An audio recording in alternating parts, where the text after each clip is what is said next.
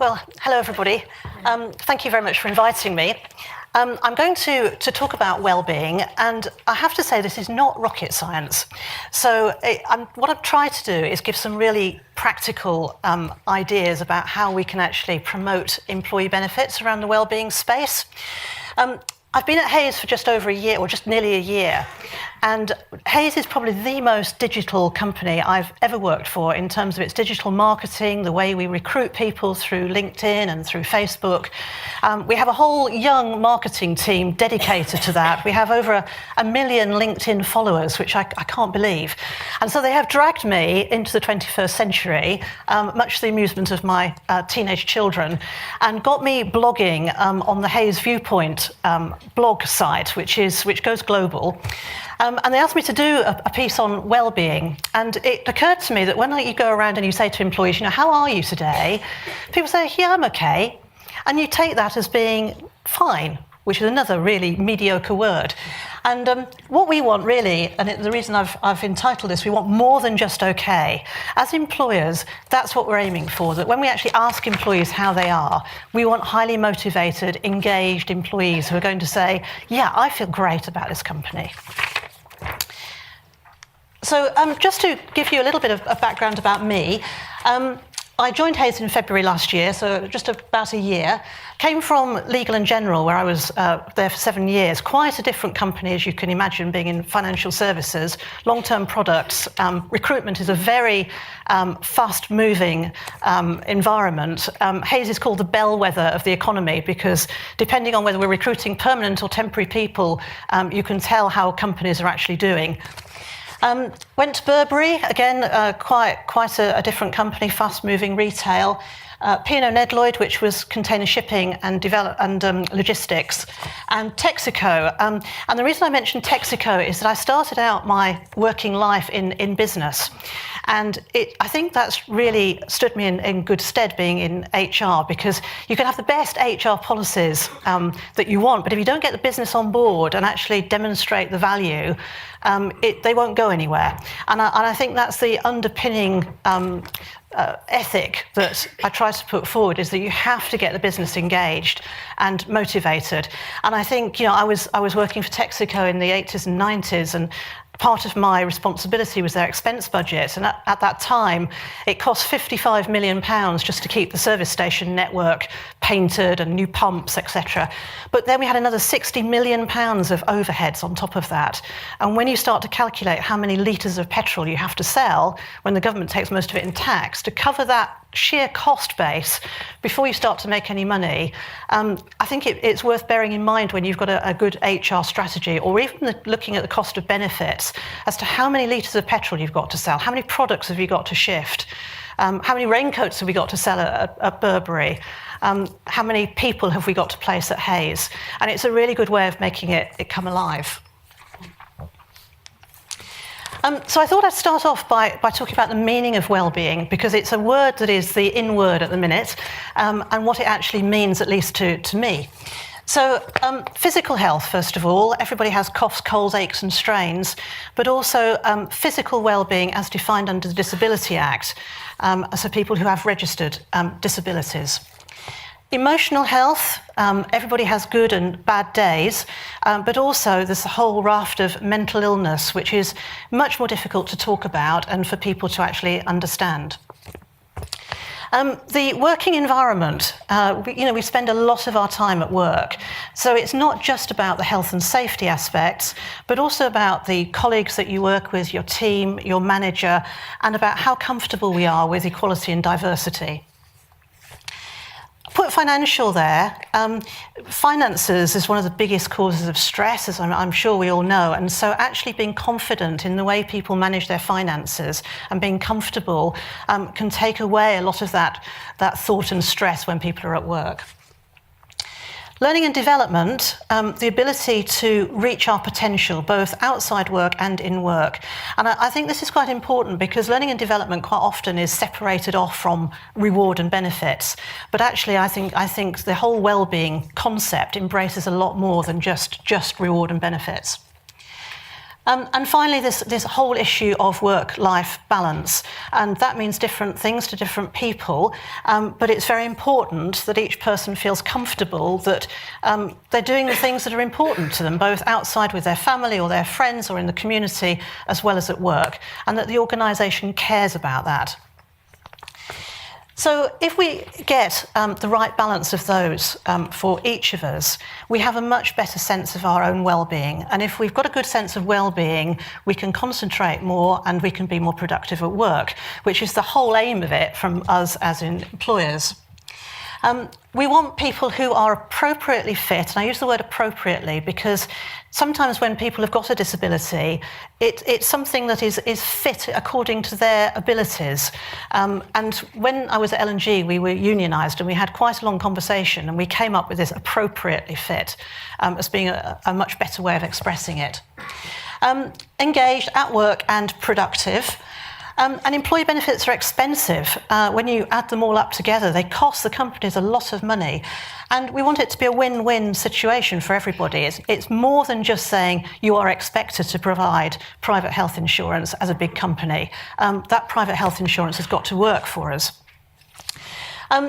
Lots of people say to me, well, how can you actually measure the success of that? How do we know that well-being actually does make people more productive?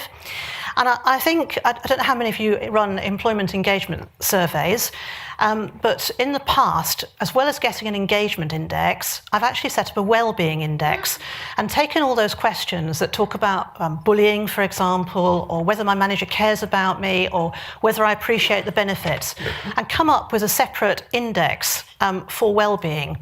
And when you can plot engagement and well-being, and if you can go behind the scenes, and I know surveys are very confidential, but if you can get your supplier and give them the data and they can do it anonymously for you, you can plot performance ratings as well against that. And then you can see, and I've done this in the past, that people who have got a good sense of well-being and a good sense of engagement also tend to have the highest performance ratings. And I think it's very important to have the two things, because if you've got high engagement and no well-being, you tend to get people who are highly productive, but they tend to burn out a lot more quickly. And similarly, if you've got people who are very comfortable with their well-being, but aren't really engaged with the company, you're going to get a bit of apathy. So a few other facts, just in case we're not already convinced about this. There were 131 million working days lost to sickness absence in 2013. And we all know that one of the biggest causes of absence is musculoskeletal and stress and anxiety, but 31 million of those days were lost because of musculoskeletal conditions, and 15 million due to stress and anxiety. Those are things that we can positively act against and try and help employees to be at work as fast as possible.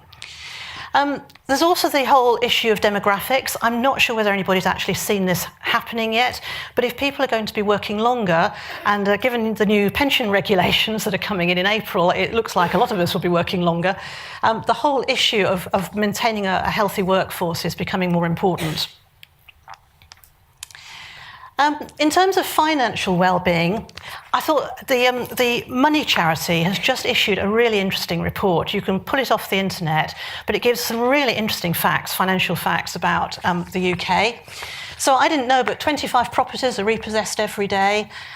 Importantly, there's 420 landlord possession claims going through. As people are not able to afford to actually buy housing and are renting more and more, people can't even afford the rent, which is quite interesting. The whole issue of buying things on credit. So in November, there were 453 purchases every second using debit and credit cards. And there's £2,346 of average debt in each household. The stat said that if you paid the average interest off the minimum each month, and apparently it decreases each month, it could take somebody 25 years to pay that off. That's shocking, really. Citizens Advice Bureau dealt with over 4,000 debt problems every day in the quarter ending September 2015, and over 1,000 people reported they'd been made redundant between September and November. Quick plug for L&G. I have a lot of time for Legal and General. I don't know if anybody's here from my old colleagues, but they produce a really good report called Deadline to the Breadline. And again, it's free. You can pull it off the internet. But what they do is survey how much savings people have got in the event that they suddenly lost their jobs. And it's actually quite shocking. On average, people only have 29 days worth of savings, and that goes down to 22 days if they've got a mortgage. So if somebody loses their job, they've got no money as a backup at all. This fact at the end here could take, if households are saving £177 a month, it will take them over 12 years to actually save the average salary in the UK. And then just the softer side of the benefits. So when I was doing this presentation, I found this quote from Winston Churchill that when you find a job you love, you'll never work again. And I thought that was a really nice thing to say, that when you actually love your job, it doesn't feel like work. And that's how we really would like our employees to feel, that they really enjoy coming. The Sunday Times Best Companies to Work For actually has a whole section focused on the importance of the social principles of companies. So what people are doing around their CSR agendas and the communities that they work in and volunteering are all becoming much more of a focus for people when they're choosing companies, or for when companies are actually winning things like the Glassdoor Awards. A third of British workers didn't take their full holiday entitlement in 2013. And Bupa, I read as well, did a study in 2014, and they found that 2/3 of employees couldn't even take 20 minutes for lunch. That can't be good for people.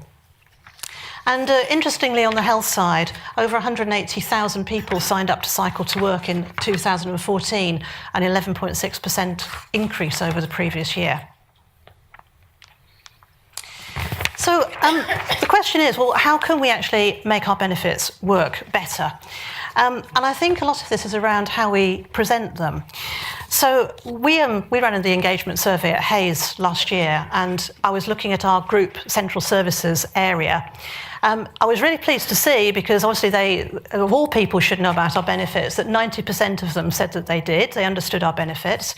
But actually, when you delve down underneath and we asked them the question about whether they found the benefits useful, that percentage dropped dramatically. And it dropped again when we looked at the age group 25 to 34, and again when you looked at service length. And the lower service length, also the scores went down. So it's not enough just to look at the high level scores. You've really got to get behind the data to understand what's going on. And there's nothing like Facetoface for doing that. So we ran some focus groups. And actually, although they said they understood the benefits, what we found was that quite a lot of people didn't actually know what we got. And so how you present them is becoming very, very important. I've arrived at companies where they've presented them in alphabetical order, and you start off with the benevolent fund and death in service, and off the page, when you scroll down, you finally get to P for pensions and S for share schemes. It's not a good way to start off, really. And the other good thing to think about is your own products. Now, I know not every company can offer discounts or has products like that, but quite often when companies do, they separate them out from other reward benefits, and it's really important to try and integrate them and try and make those products that you are producing and your employees that are ambassadors for those products, make them come alive. So I've just given an example here of the sort of three key sort of categories to look at: health, money, and work-life balance. And just a few comments here. Health. I think if you've got income protection or if you've got private health insurance, it's really important that you get those suppliers around the table and get them to talk to each other. Something I've done in the past, because you find that employees don't really know where to go, managers don't really know what each type of benefit provides. There's a lot of overlap, and actually the external suppliers can help each other. Day one reporting for things like musculoskeletal and stress, that really works well as well. A lot of group income protection products have a rehabilitation part of it. And so again, it's making use of that, which is not often as promoted as much as it could be. It's also good to have a robust policy and process and tell employees. at the end of the day, you want to help employees get back to work as fast as they can, but it's got to be a mutual cooperation between the company and the employee. So it's very important to set the standard and say to employees, we expect you to cooperate with this. We expect you to talk to our doctors, to our rehabilitation, to any occupational health, for example, that you've got. And if you don't, then maybe you won't get the sick pay. And I know it sounds harsh, but actually we are in business at the end of the day, and those policies and processes have to work for both sides. Money. I think here it's trying to break it down into short, medium and long-term savings, and also look at every aspect of an employee's life. And as our demographics are changing, I think that's also becoming important, not just for age, but at different stages when people are having their families, when they're buying houses, when they're saving for retirement.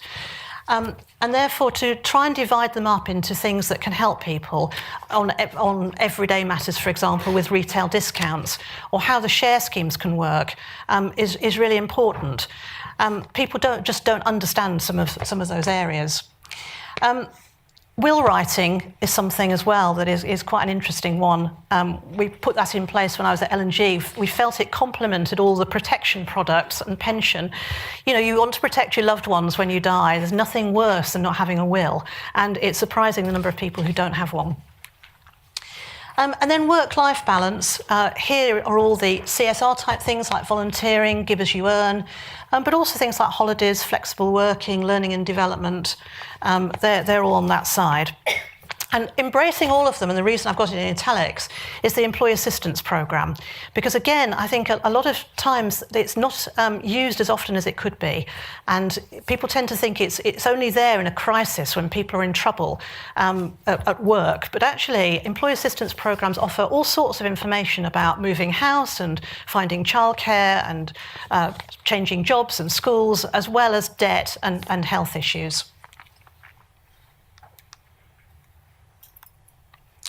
So communication, and again, I'm sure I'm telling everybody something you already know, but you can have the best benefits in the world, but if you don't communicate them, who's going to know about them? And so 2 examples that I can give you as to some ways of making benefits come alive. About 3 years ago, I ran a project called Living on the Base State Pension. It was just before auto-enrolment, and rather than making it just another process for people to go through, we decided we'd try and use it as an opportunity to make pensions and the importance of saving for retirement come alive. And one of the things I could really recommend, I don't know whether there are any charities in the room, but charities that deal with things like old age or medical conditions or cancer, they are absolute experts in their field. And if you can harness their expertise and work in harmony, there's a real win-win for everybody concerned, for employees, for the charity and for the company. And so for the Living on the Base State Pension, we linked up with Age UK, and we call for volunteers to live off the state pension for a week. And we stripped out things like travelling and housing costs, and we came down to £70 for 7 days. We got people to live normally for a week and record everything that they spent on a normal basis every day. And then we gave them £70, and we paid the tax and national insurance for them on that. And we got them to sign a contract to say there was no cheating going to be allowed, that you couldn't go and have dinner at your mum's every night, and you couldn't live off the stuff that you got in the freezer. It literally had to be starting from scratch, and we had some rules around that. And we got people to blog and write their experiences every day. We got people to keep a diary. And we asked them questions like, could you eat healthily? How did you feel emotionally when you couldn't afford to go to the pub? Did you feel were you able to manage? And we said to them, if this was your real life, you'd have to save for emergencies as well. And halfway through the week, we threw in an electricity power cut. And we told people that they'd lost food to the value of £3.50 in their fridge, and we'd reduced their budget. And I had some emails, some horrified emails saying, but that means I've only got £1 left to last me till Friday. And we said, well, yes. And my son, who's doing economics at Southampton, said, well, thank goodness, Mum, you didn't say that the fridge had broken. Thank goodness it was only the power cut for 3 hours. And it is quite an eye-opener. Having come up with the idea, I did it myself, and I can tell you it was really difficult. Just getting my hair cut, the cheapest I could find, and that was if I was a genuine old age pensioner, was £22. When you're on a budget of £70 in a week, that's a lot of money to try and find. And afterwards we debriefed, and because of course being in reward, we could see the people that had signed up for it, we could see what their pension contributions were, we could see what age group they were, and then we watched what happened, and I can tell you about half of the people put their contributions up as a result. The other thing we did was we worked with Shelter, and we got Shelter to run a survey amongst 700 employees about their housing concerns. And we asked them whether they felt they could afford to pay the rent, they could afford their mortgage, whether they were worried about payments. If they were worried and they didn't have money, where they went to get money. We found people borrowed from relatives. Worst of all, we found people were taking payday loans. And so we actually ran a campaign that talked to people about how they could save money every day by using all the retail discounts on many of the sites that I'm sure you subscribe to in terms of getting everyday discounts in supermarkets, so they could save ready money. We talked about our products at the time. Working for a financial services organisation, of course, we did have some discounts on things like surveys and home contents insurance, but that's where your products can come in. And we ran some educational programs just on how payday loans worked, where you could get advice on debt, what the employee assistance program could offer. And by telling those sorts of stories, you can make the benefits actually become alive. And it's very cheap. You know, if you can get employee stories, you can get them to blog, those things don't cost any money at all. I think a real mantra I've learnt really is that in this electronic age where everybody is trying to do things paperless and electronically, you can't beat face-to-face communication when you're talking about things that are complicated. If there was ever a reminder, it's the new pension regs that are coming in. We have wrestled with this at Hayes for the last few weeks about how to actually explain this simply, even to the people that understand it. So I think there's a time and a place for remote communication, but when it is complicated, try if it's at all possible to see people face to face. An example was we had an SAYE maturity coming up. It was a very big one because the share price at the time when it was granted was right down in 2008 when it was really, really low. And so by the time the SAYE matured, people were making at least 1 times their salary, sometimes even more than that, depending on how much they earned. And we didn't want to tell people what to do, but we felt that it was quite important to give people a bit of guidance, because typically SAYs come to the end and people sell all the shares and take the cash. And so we actually wrote out to people and said, tell us, what you're going to do with this money. Do you want to spend it straight away? Do you want to save it for a little bit? Do you want to save it long term? What do you understand about the tax treatment of it? If we tell you something useful, would you like us to do it by email, by letter, face-to-face?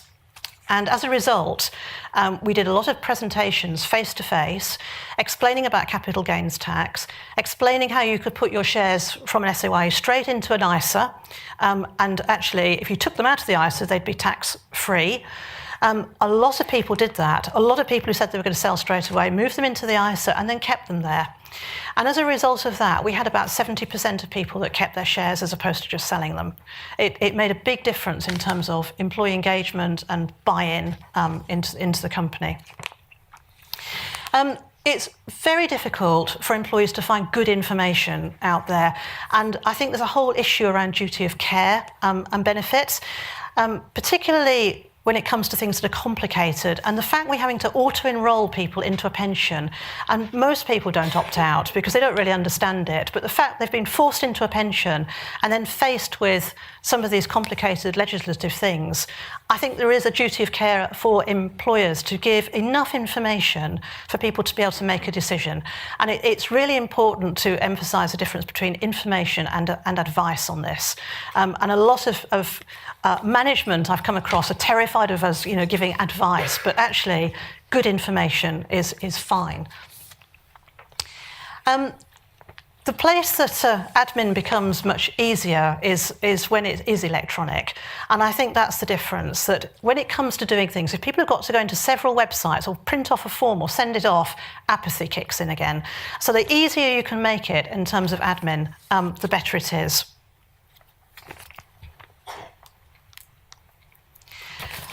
Promote the value of the benefits as well. So total reward statements are great things. I know they're time consuming to do, but if you can actually produce them in the same format as the organisation of the benefits, it's a real opportunity to actually get some messages out there as to what the benefits of the reward package is, as well as the value of it, to give people checklists, to remind them that they're not actually participating in something, and to encourage them.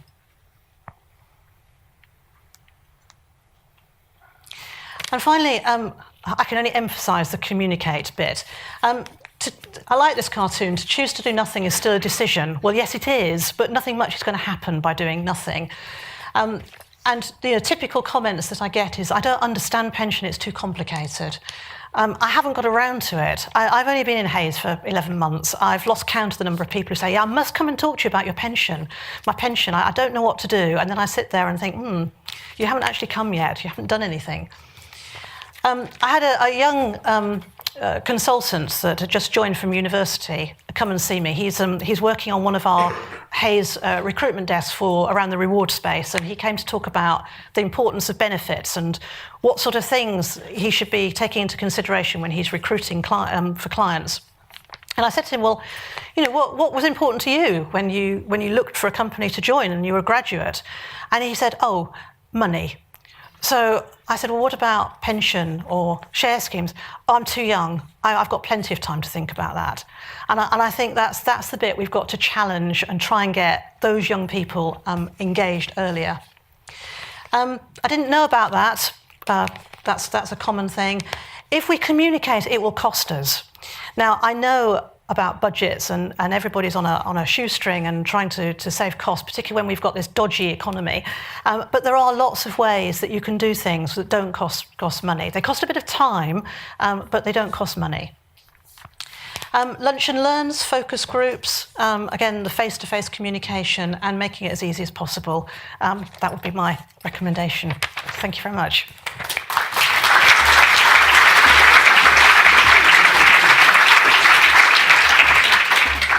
Does anybody have any questions for Rosemary? Yes, just by the pillar there. Hi Rosemary, Ben Southworth from Mishkonda Rare. My question is wellbeing an initiative for an HR department to roll out, or actually is it wider than that, and is it something that needs to come top down from the wider business? I think that's a really good question. I think I go back to what I was saying at the beginning, that you've got to get business buy-in.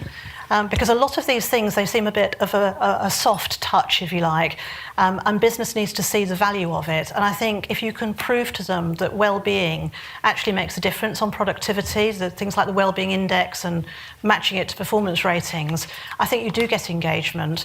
I do think you have to have sponsorship from the top.